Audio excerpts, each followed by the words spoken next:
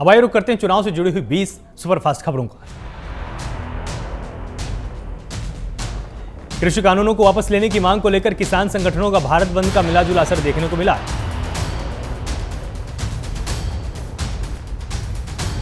वहीं किसानों के भारत बंद का समाजवादी पार्टी, बीएसपी, कांग्रेस और दूसरे कई विपक्षी दलों ने समर्थन किया। इस दौरान सपा सुप्रीमो अखिलेश यादव ने किसानों के भारत बंद को लेकर केंद्र और यूपी सरकार पर हमला बोला और कहा कि सरकार सत्ता में रहने का नैतिक अधिकार खो चुकी है।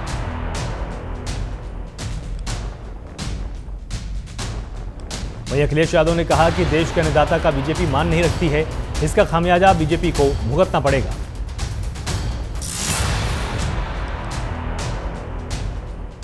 कांग्रेस महासचिव प्रियंका गांधी ने किसानों के भारत बंद का समर्थन करते हुए कहा कि सरकार किसानों के खेत और फसल पर अपने मित्रों का कब्जा जमाने को आतुर है। इसके साथ ही प्रियंका ने कहा कि सरकार काले कानूनों को वापस ले, पूरा हिंदुस्तान किसानों के साथ है।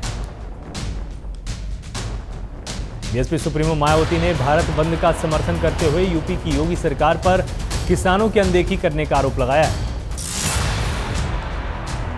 मायावती ने कहा कि पूरे 4.5 सालों तक योगी सरकार ने गन्ने का समर्थन मूल्य नहीं बढ़ाया और चुनावी लाभ के लिए किसानों के साथ मूल्य बढ़ाने का छलावा कर रही। कांग्रेस महासचिव प्रियंका गांधी यूपी के 5 दिवसीय दौरे पर हैं, जहां वो पार्टी के संगठन कार्यों की समीक्षा करेंगी। इस दौरान प्रियंका गांधी कांग्रेस की चुनावी मुहिम का आगाज भी करेंगे और विधानसभा चुनाव को लेकर पार्टी की रणनीतियों को उभार देंगे।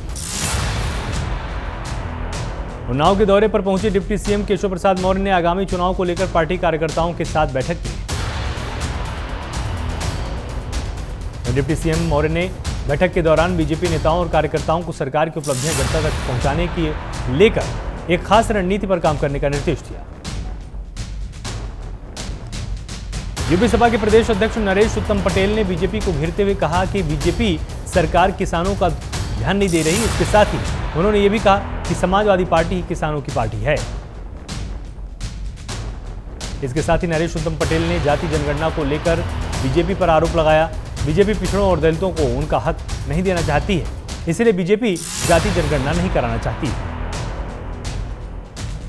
प्रयागराज में एआईएमआईएम चीफ असदुद्दीन ओवैसी के खिलाफ कोरोना नियमों के उल्लंघन करने को लेकर केस दर्ज हुआ है। बता दें कि ओवैसी ने प्रयागराज में रैली की और इसको लेकर केस दर्ज किया गया। डिप्टी सीएम दिनेश शर्मा ने सपा और बसपा के आरोपों पर पलटवार करते हुए कहा कि योगी सरकार में युवाओं को 4 लाख नौकरियां दी गई। इसके साथ ही दिनेश शर्मा ने किसानों को लेकर कहा कि योगी सरकार ने गन्ना किसानों का बकाया भुगतान कर दिया है और गन्ने का समर्थन मूल्य भी बढ़ा दिया है, जो कि पिछली सरकारों में नहीं किया गया।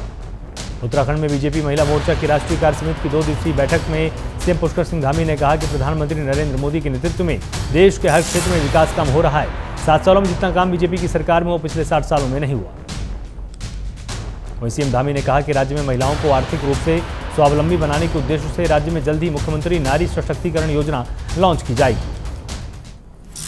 उत्तराखंड विधानसभा चुनाव में रोजगार के मुद्दे को भुनाने की कोशिश में जुटी आम आदमी पार्टी ने रानीखेत में युवा रोजगार गारंटी यात्रा निकाली। इसमें आपके सीएम के उम्मीदवार अजय कोटियाल